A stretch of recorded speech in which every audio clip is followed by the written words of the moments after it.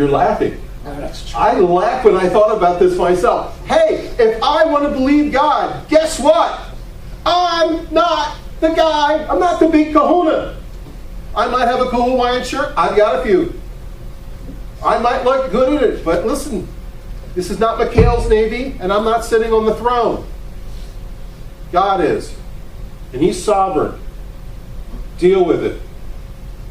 Most of Christianity thinks that they can get their little Ouija board out, their little joystick, and manipulate God to do whatever they want. Let me tell you something. God is God. And God is God. And God is in control. And if you don't realize that, you're going to miss the mile marker. You're going to go off the road and have a train wreck. Second thing that we need to realize is where I am in life is the result of my efforts of being blessed by God's grace. There's two simple things there. But listen, if you want to have faith, you want to just believe, you need to come to that conclusion. That when you look at the mile markers in your life, it is God's providence that you are where you are. It is by God's grace. As John said, when I walked into the presence of God, I felt like a dead man before Him. Anything else is pure arrogance. If we are to recognize our faith to believe, we need more mile marker stones in our lives. You need to mark your birthday, your accomplishments, every milestone or crossroad that you come to. You need a stone. You need something to say, hey, this is where my faith rests. And by the way, here's the cool thing about these stones. They're temporary respites. They're not an end. What you went through last week that you look back upon is God saying, look how I worked in your life today. And here's the problem. Most of the young people that we deal with, there's so much garbage in their life. If Jesus Himself was sitting on the foot of the bed and they got up in the morning, they couldn't see Him beyond all the garbage. If you don't have the simplicity of faith, guess what? You're going to run right through these crossroads and make a wrong turn. Paul was on his way to Damascus. Paul had letters of intent. Paul was going to kill more people. And God stopped him in his tracks, and he was never the same again. Well, that was how Paul met God. That was his conversion experience. But you know, when you look at the life of Paul in the book of Acts and all the epistles that he wrote, do you realize how many times God stopped him in his tracks along the way in the mile marker? And God said, I'm dealing with you now. Listen to me. I want you to go here. I want you to say this to this person. We must have mile markers in our lives to celebrate who God is in our life. You want to believe? You need to have this stuff established. If you are not a Christian this morning, you need a rock in your life. By the way, this stone is an Ebenezer for me, personally. I was 22 years old. It was a little over a year into... I came to Christ in college. I got married. And I surrendered to preach. And I stopped. God put me in the pit of a quarry. Literally, the Warner Quarry up towards Phoenixville.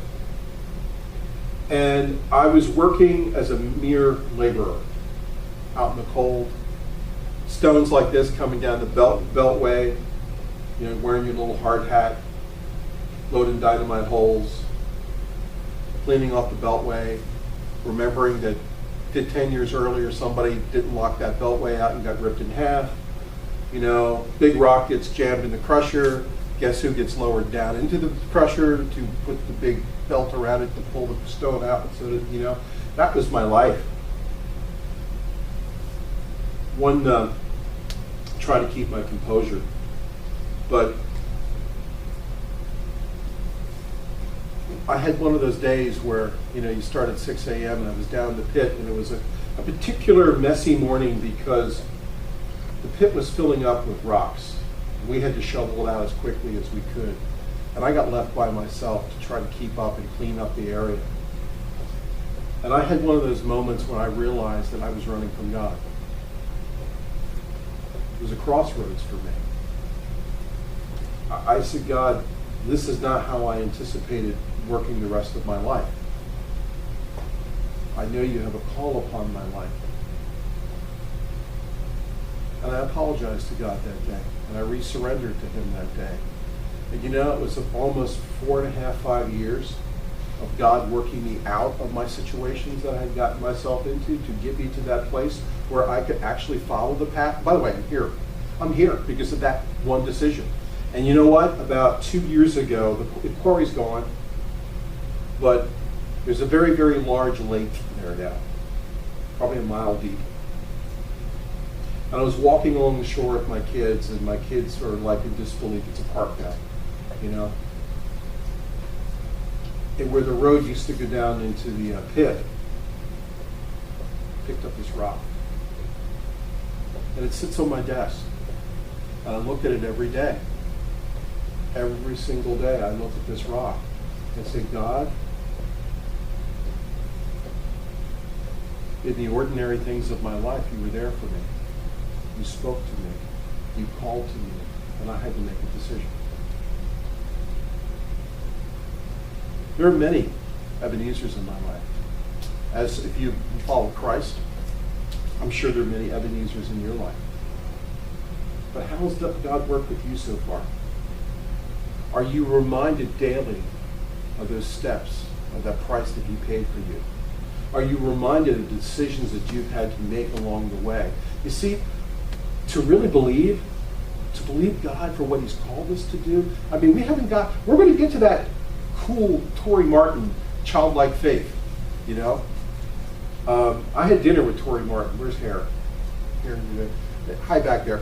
And he'll laugh. You asked Hare for the confirmation of my wife. We were at dinner with Tori Martin. It was like having dinner with Doug from the movie Up. Squirrel! It was like, whoa, dude, chill. But I hung out with him for, I guess over the course of 2 hours, we're shoe-bopping around, and that dude prayed 5 times for something. It was like we were talking, let's just pray right now. It was like talking to a 9-year-old who loved Jesus with all of his heart, but who had the capacity of a huge 175 IQ. You know what I'm saying? Brilliant guy, talented guy, but he had this uncanny ability to believe God. And Mike and I are at the end of the day, spending a day with him. We were in tears. We were like, I sort of remember living like that once. I want that back. Well, listen, we're going to get to that and how to have that and be that. But you've got to start with the rock. You've got to start with the fact that, number one, for some of you, do you really have a relationship with Christ? If you don't, you need one. You must have a relationship. Listen, I know there's a hokey sign down the street of another church that said life is short and eternity is forever. I know that sign says that. And I know it seems a little hokey and trite, but let me tell you something. It's true. You need to settle on this side of planet Earth who you're going to serve and what relationship you're going to have with God. But for you and I who have a relationship with Christ, who truly do believe in Christ, you better start counting the mile markers. You need to realize when you're in God's presence and God is speaking to you and God is working in your life and God is calling upon you to make those decisions along the way, because those decisions are the stepping stones that will lead you in your faith development to truly believe God and to become exactly what he's designed you to be. This is the starting spot, and this is the continuing spot. But it starts with the rock, and it starts with the mile markers, and if you don't have them in your life, you're living haphazardly in your faith, and no wonder the enemy can mess with your mind.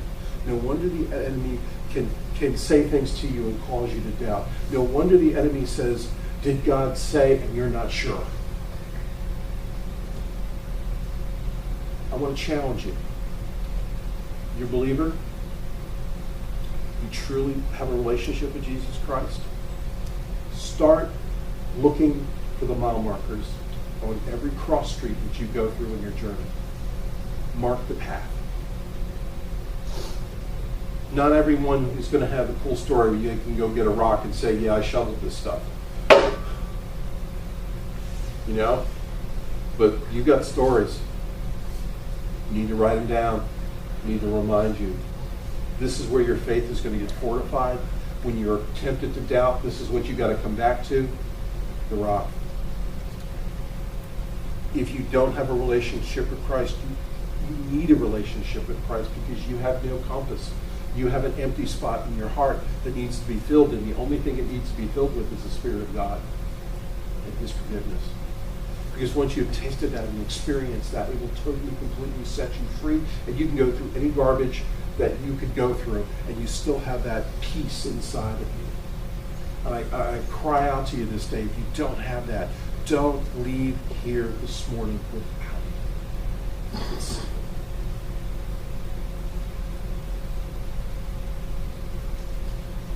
This is not a complex message. Life's hard enough. So solutions need to be simple. You got to look back on the path and see how God's led. And when you come to the next crossroad, you'll know how He's going to lead you from there, based upon your experience with Him. Going back to the argument at the beginning, I love the fact that disciples were having an argument with those who should know better. You know, those who should know better are people that have more of a relationship with the book than the person of Christ. They can tell you every Bible verse. They can spout doctrine. They can conjugate Greek. But some of them have never met the Savior, even though they know it, they've read His book. Those people will give you hay fever. Those people will push your buttons. Those people will just plain kick you off. But you know what? They're always going to be there. And God just said, come on now. Just believe. I can do anything. Leave you this one thought. Jesus said that greater things will you do than I have done. If that doesn't frustrate the snot out of you, nothing will. God Himself said you will do greater things. Every single one of you that believe. God said that you will move mountains. God said that you will tackle the hard stuff. Wow. We'll see where we are at the end of this series if you really believe that. Because I know some of you, and I know what God's called you to do. And I believe in you because He believes in you. So, the rock.